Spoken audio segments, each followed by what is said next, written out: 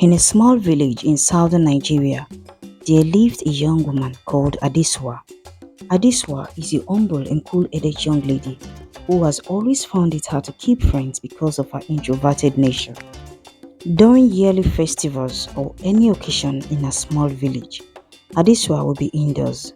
Sometimes she would watch her peers from the window as they dance and sing during festivals, but she has never thought of joining them to have fun.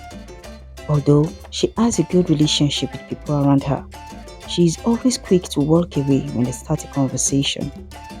But Adiswa is a talented potter, so she is always busy making different kinds of potteries.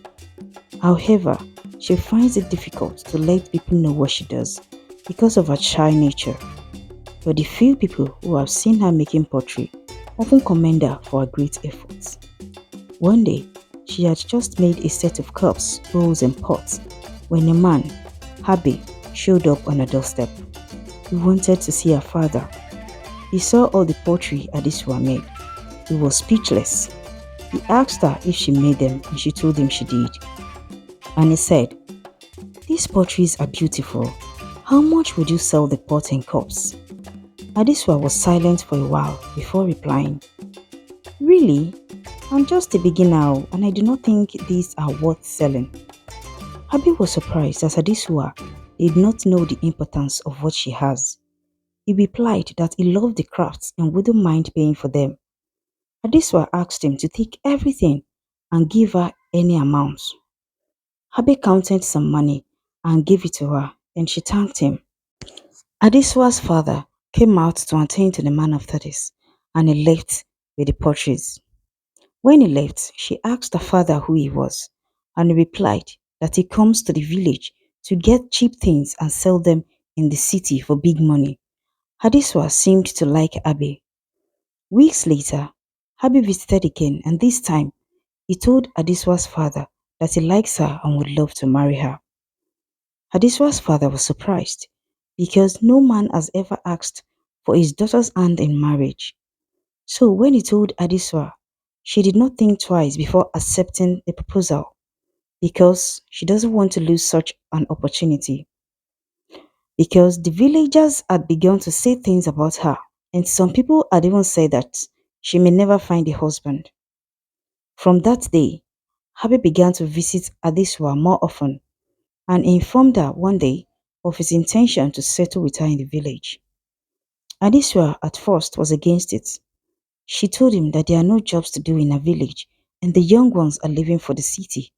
But Abi assures her that he knows what he's doing. He told her that he would be coming to the village fortnightly or monthly while he goes to work in the city. Hadeswa wasn't really comfortable with the agreement, but she had to agree because Abi was very convincing. Weeks later, Abi brought the items for marriage introduction and bride price, and Hadeswa's father accepted. Our relatives were informed about the wedding, and Adesua got married to Abi.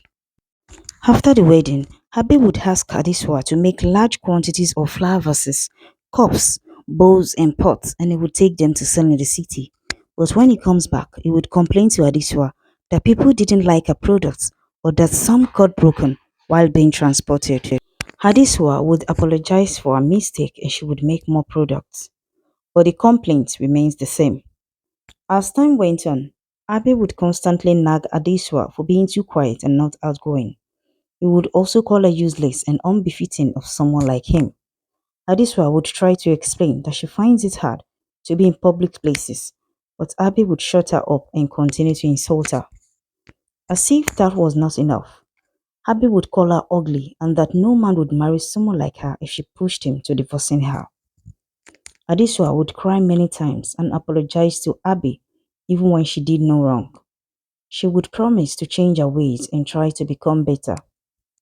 After months of being called derogatory names and nagged every time by Abe, Adesua decided to make him happy. She began to make friends with young women like her in the village. At first, it felt awkward because she had to start conversations and she's not good at this. But with time, she got used to having long conversations.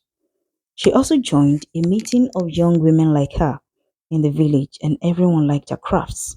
She would give out her pots, cups, and other items she made, and the people would praise her for being good at what she does. With time, Adiswa began to love their company. One day, the women revealed that before she became close to them, they thought she was being full of herself because she doesn't participate in events in the village. But she explained that she's often shy and doesn't like being in public places. The women encouraged her to attend functions and not be the odd one out amongst them. Adiswa was not pleased with this lifestyle, where she would attend their functions and dance, hoping that it would make her husband happy. But when she told him that she has made friends with the women in the village and she has gotten better in her crafts, Abe will still find fault in whatever she does. He would tell her to stop seeking people's attention and stop making them believe she's a good person when he knows she's not a good person. Many times, Adiswa would wonder if Abe truly loves her, and when she asked him, he would assure her that she's the love of his life. But after getting her to make more portraits and take them to sell in the city, he would go back to calling her derogatory names and nagging her. 5 years into the marriage, Adiswa had given birth to two kids, but Abby's complaints had gotten worse. He would call her dirty and lazy for not keeping the house clean. She would explain that her pottery making is taking much time, especially since she had to care for the kids, but he would yell at her and nag many times. One day, he hit her for talking back at him. Adiswa cried for days and wondered why Abby would treat her that way. He apologized profusely and promised never to lay his hands on her ever again. Adiswa would forgive him every time and he got confident with time. He would apologize after eating her and the circle continues. One day, Abe had just returned after leaving Adiswa and the kids for more than a month. He got back and asked her to bring all the pottery she made, but Adiswa had not made any pots.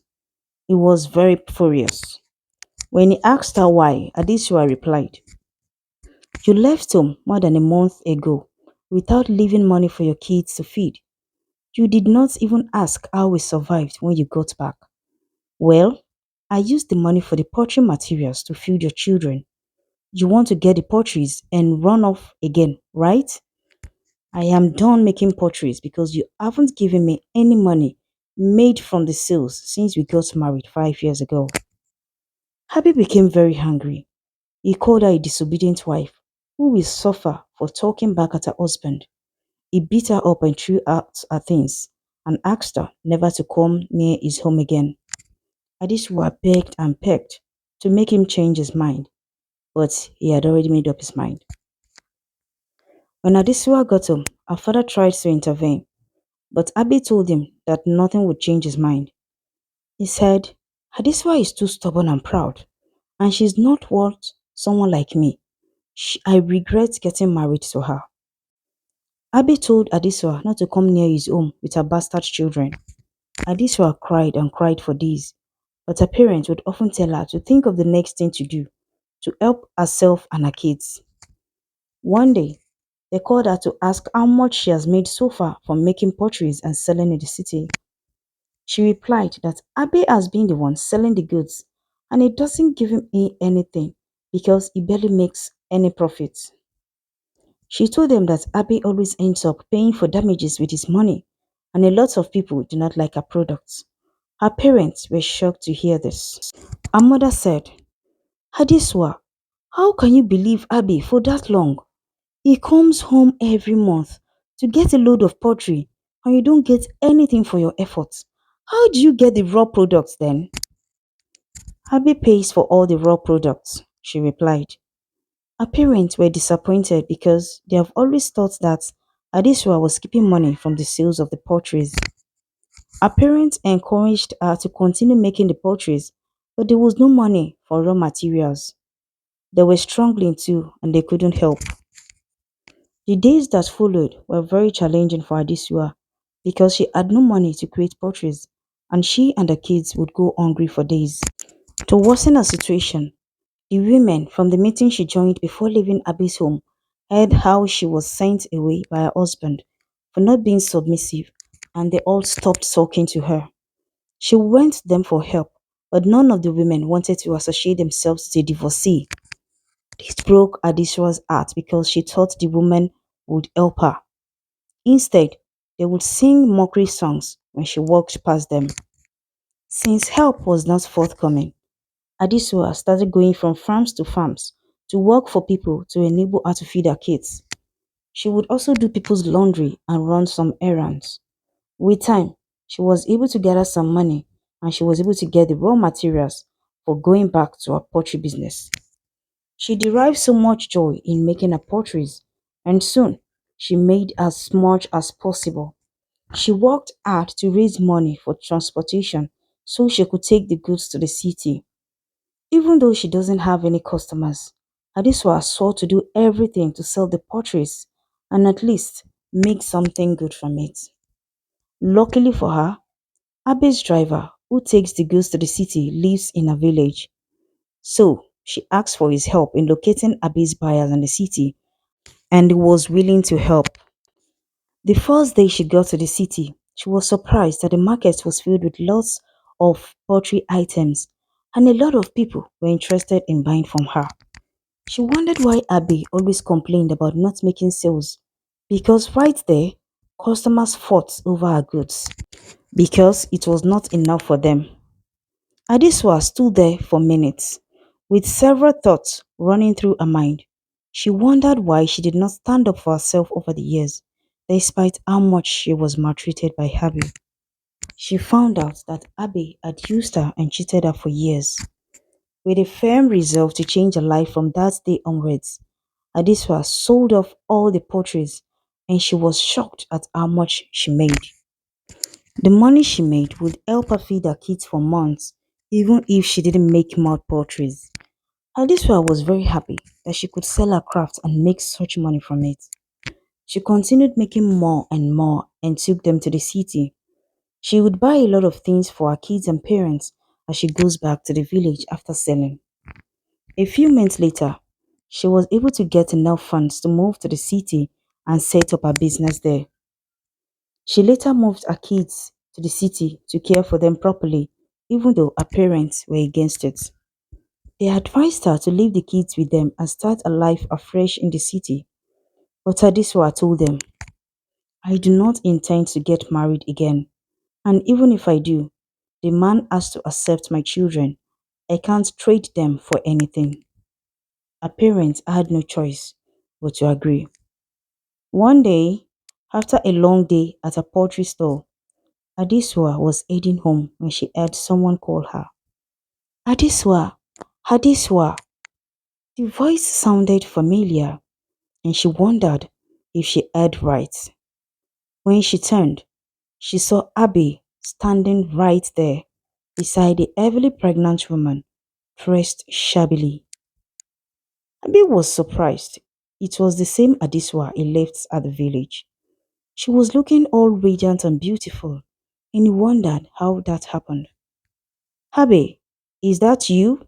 Adiswa asked, unsure if it was the same Abby who sent her away or someone else, because she's surprised at the transformation. Abby replied, Adiswa, it is me, Abby, your husband. You mean ex-husband? Adiswa scoffed. The woman beside Abby looked at him with a side eye and eased. Abby moved closer to Adiswa. He asked her why she's in the city, and after taking a long look at him, Adiswa left him standing there without saying a word. Abby tried going after her, but the pregnant woman stopped him. She dragged him by the arm and off they went. When Adiswa got home that night, she recalled how Abby maltreated her despite her love for him, and she cried over the night. The next day, she woke up with a swollen face and decided to stay at home for that day. She made some nice delicacies and had fun playing with her kids. Later that day, Her kids were sleeping and she decided to step out to get some food items a few houses from where she lives. But when she got back, she couldn't find her children. She asked the neighbors, but no one seemed to know where they went.